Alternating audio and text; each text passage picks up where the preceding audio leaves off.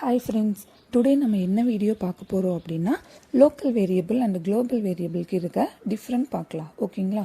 So local வேரியபிள்னால் என்ன, what is mean by local variable, then global variable. Local variable அப்படின்னா inside the ஃபங்க்ஷனில் declare பண்ணுவீங்க. So அதை நம்ம எங்கே மட்டும்தான் ஆக்சஸ் பண்ண முடியுங்க, இன்சைட் தி ஃபங்க்ஷனில் மட்டும்தான் நம்மளால் ஆக்சஸ் பண்ண முடியும். ஓகேங்களா? ஸோ லோக்கல் வேரியபிள்னால் என்ன, இன்சைட் தி ஃபங்க்ஷனில் டிக்ளேர் பண்ணுவோம். ஸோ அங்கே மட்டும்தான் நம்மளால் ஆக்சஸ் பண்ண முடியும். இதுவே அவுட் சைடு குளோபல் அவுட் சைடில், அதாவது ஃபங்க்ஷனை கால் பண்ணக்கப்புறமும் எனக்கு வேல்யூவை பிரிண்ட் பண்ணி பார்க்கணுன்னா குளோபல் வேரியபிள் நம்ம யூஸ் பண்ணுவோம்.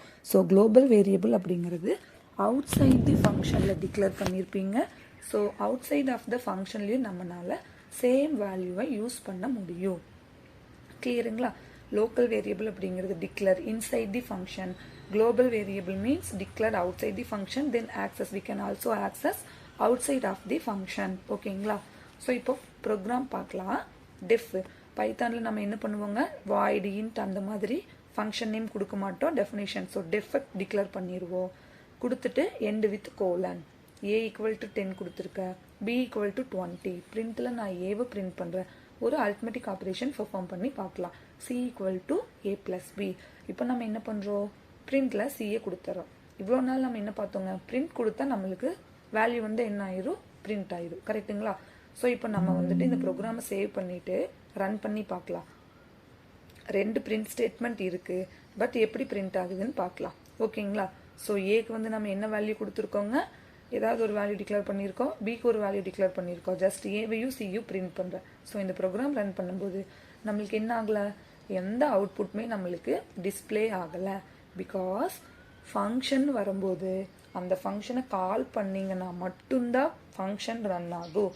Otherwise function does not work. So நீங்கள் என்ன பண்ணணும், ஷோ ஆஃப் ஃபங்க்ஷனை கால் பண்ணணும். ஓகேங்களா? இப்போது இன்னொன்று பாருங்கள், ஃபங்க்ஷன் நேம் என்ன கொடுத்துருக்கீங்களோ அப்படி தான் கால் பண்ண முடியும். நான் ஃபங்க்ஷன் நேம் என்னன்னு டிக்ளேர் பண்ணியிருக்கேன், ஷோன்னு டிக்ளேர் பண்ணியிருக்கேன். பட் நான் என்னன்னு கால் பண்ணியிருக்கேங்க, ஆடுன்னு கால் பண்ணியிருக்கீங்க. ஸோ நம்மளால் என்ன பண்ண முடியாது, அந்த ஃபங்க்ஷனை கால் பண்ண முடியாது. நான் இன்சைடில் கொடுத்துருக்கேன், அவுட் சைடில் கொடுக்குறீங்க. Add is not define. இன்சைடில் கொடுத்தா ஏன் நம்மளுக்கு டிஸ்பிளே ஆகலை, நான் இன்சைடில் கொடுத்துக்கிறது அது ஒரு ஃபங்க்ஷனை கால் பண்ணுறதுக்கு மீனிங்கே இல்லை. ஒரு ஃபங்க்ஷனை எப்போவுமே நீங்கள் எங்கே கால் பண்ணுவீங்கன்னா outside of the function. So ஷோன்னு கொடுத்துருக்கேன், இங்கேயும் நான் என்ன பண்ணணுங்க, ஷோ ஆஃப் அப்படின்னு அவுட் சைடில் கால் பண்ணி விடணும். அப்போது ஏவை பிரிண்ட் பண்ணும்போது சொல்லும்போது 10, சி அரித்மெட்டிக் ஆப்ரேஷன் பெர்ஃபார்ம் பண்ணியிருக்கோம். ஸோ 30 பிரிண்ட் ஆயிருக்கு. ஸோ ஒரு ஃபங்க்ஷனை எங்கே கால் பண்ணணும், அவுட் சைட் ஆஃப் தி ஃபங்க்ஷனில் தான் கால் பண்ணணும். தென் ஒரு ஃபங்க்ஷனை நீங்கள் எவ்வளோ டைம் வேணாலும் கால் பண்ணிக்கலாம். ஒரு ஃபங்க்ஷனை ஒன் டைம் தான் கால் பண்ணணும்னு கிடையாது, மல்டிபிள் டைம்ஸ், எவ்வளோ டைம் வேணாலும் நீங்கள் ஒரு ஃபங்க்ஷனை கால் பண்ணி பார்த்துக்கலாம். கிளியருங்களா? ஸோ இப்போ 3 டைம்ஸ் கால் பண்ணியிருக்கேன். ஸோ ஏவோட வேல்யூ சியோட வேல்யூ 3 டைம்ஸ் நம்மளுக்கு பிரிண்ட் ஆகிருக்கு. இது கிளியருங்களா? தென் லோக்கல் வேரியபிள்னா நான் என்ன சொன்னேங்க, இன்சைட் தி ஃபங்க்ஷனில் தான் வேரியபிள் டிக்ளேர் பண்ணியிருப்பீங்க. தென் இன்சைட்லி ஃபங்க்ஷனில் மட்டும்தான் நம்மளால் என்ன பண்ண முடியும், அந்த வேரியபிளை ஆக்சஸ் பண்ணிக்க முடியும். இப்போது நான் ஃபங்க்ஷனை கால் பண்ணாவே அந்த ஃபங்க்ஷன் அவ்வளோதான் முடிஞ்சது. அதாவது என்ன அப்படின்னா இன்சைட் தி ஃபங்க்ஷன் ஒர்க் ஆயிடுச்சு. இப்போ பிரிண்ட்டில் நான் சியை பிரிண்ட் பண்ணி பார்க்கலான்னு நினைக்கிறேன். ஓகேங்களா? பட் நம்மளுக்கு என்ன ஆகுதுங்க, சி இஸ் நாட் டிஃபைன் அப்படின்னு எரர் த்ரோ ஆகுதா? பிகாஸ் லோக்கல் வேரியபிள்னா நான் என்ன சொன்னேன் உங்களுக்கு, இன்சைட் தி ஃபங்க்ஷனில் மட்டும்தான் கால் பண்ண முடியும், அவுட் சைட் ஆஃப் தி ஃபங்க்ஷனில் நம்மளுக்கு கால் பண்ண முடியாது. இப்போ சிக்கு வேல்யூ இருக்குது, ஏன்னா சி வேல்யூ வந்து 13 இருக்குது. பட் அவுட் சைடில் நான் கால் பண்ணும்போது ஃபங்க்ஷனை கால் பண்ணக்கப்புறம் சி வேல்யூவை நீங்கள் பிரிண்ட் பண்ணணும்னு நினச்சிங்கன்னா நம்மளுக்கு என்ன ஆகாதுங்க, பிரிண்ட் ஆகாது. சேம் ஏ வேல்யூவை நீங்கள் பிரிண்ட் பண்ணுறீங்க, ஏக்கு வந்து 10ன்னு நம்மளுக்கு மேலே பிரிண்ட் ஆயிடுச்சு. பட் இங்கேயும் நம்ம என்ன பிரிண்ட் பண்ண முடியாது. Because local variable means only used access inside the function.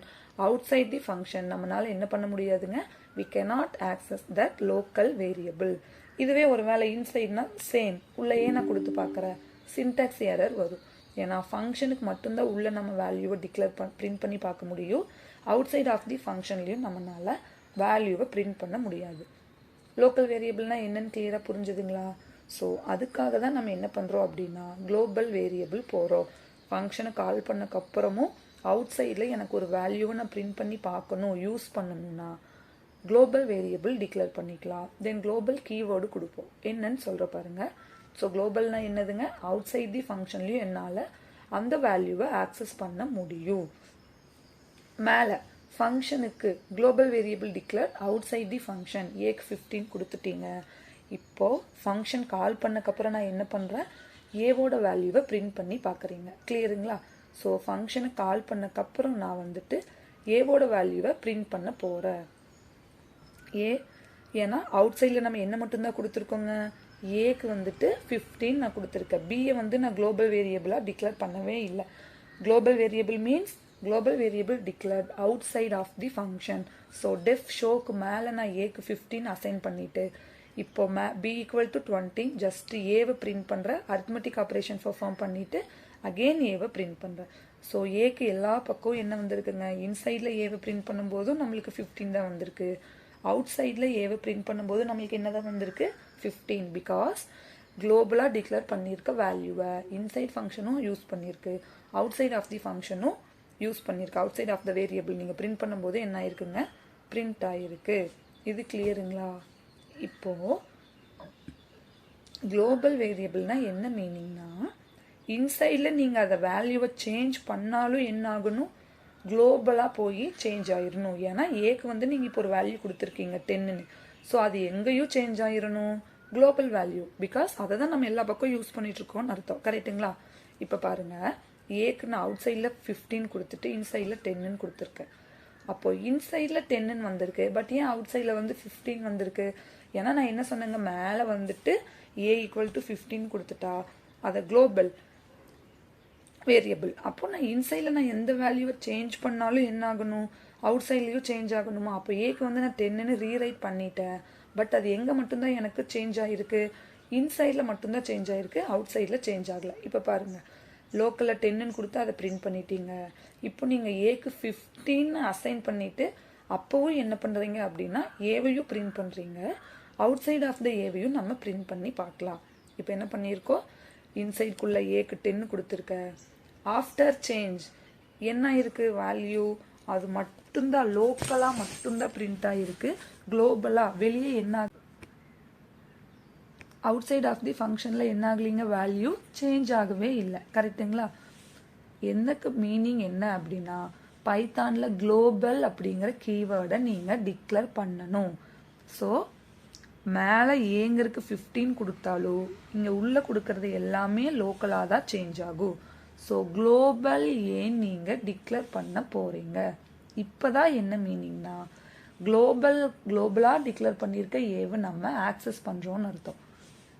இப்போ நான் என்ன பண்ணியிருக்கேங்க, அவுட் சைடில் 15 கொடுத்துருக்கேன், இன்சைடில் 10ன்னு நான் டிக்ளேர் பண்ணியிருக்கேன். இப்போ பாருங்கள், ஸோ இன்சைடில் என்ன ஆயிடுச்சு, 10ன்னு உங்களுக்கு பிரிண்ட் ஆயிடுச்சு.